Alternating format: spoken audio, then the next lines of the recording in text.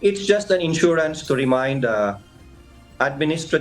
judicial bodies that since if she will be convicted and removed from office, they have a corresponding duty also to accept whatever administrative, criminal, or civil cases that will be filed against her because she can now be accused in a normal court. Sa prayer ng House Justice Committee sa resolusyong Articles of Impeachment, oras na makonvict si Vice President Sara Duterte ng Senate Impeachment Court bukod sa pagkatanggal sa pwesto at habang buhay na hindi na maaaring humawak ng anumang posisyon sa gobyerno, hinihiling din ang pagpapanagot sa ilalim ng batas. Ayon kay House Senior Deputy Majority Leader at Iloilo 3rd District Representative Lawrence Defensor, layo nitong matiyak ang accountability ng pangalawang Pangulo. Ngunit nilinaw ng mambabatas, walang kapangyarihan ng Senate Impeachment Court na magpataw ng parusang imprisonment o pagkakakulong. Ang kulong, dadating yan kung matanggal ka na sa pwesto at naging ordinaryong taong bayan ka na lang. Ayan, pwede ka nang kasuhan ng ordinaryong korte at ordinaryong piskal. The impeachment court can never render a penalty imposing imprisonment. Only removal and perpetual disqualification to hold public office.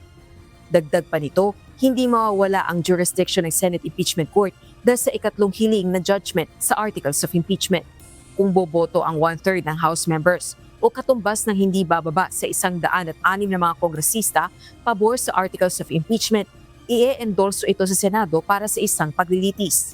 Pero ayon kay Representative Defensor, hindi na matutuloy ang proseso ng impeachment kung sakaling magbitiw sa pwesto si VP Duterte bago pa ang nakatakdang impeachment vote sa plenaryo ng Kamara. Gayunman, hindi ito nangangahulugang makakatakas na sa pananagutan ang Vice Presidente. If the respondent resigns, then the impeachment trial cannot proceed because the intention of an impeachment process is removal from public office of a high public official. If the Vice President will resign, she becomes an ordinary citizen, and if she has committed a crime of graft and corruption, if she committed a crime of grave threats, cases will be filed against her by the appropriate agencies. Pero binigyang diin ng ilang House Justice Panel members, walang choice ang Senado kundi mag-convene bilang isang impeachment court oras na ma-endorso sa kanila ang Articles of Impeachment laban kay Vice President Duterte. Tugon nito ng mga kongresista matapos ipahayag ni Senate President Pro Tempore Panfilo Ping Lacson ang posibilidad na hindi mag-convene ang Senado bilang impeachment court kung tututulan ng mayorya ng mga senador.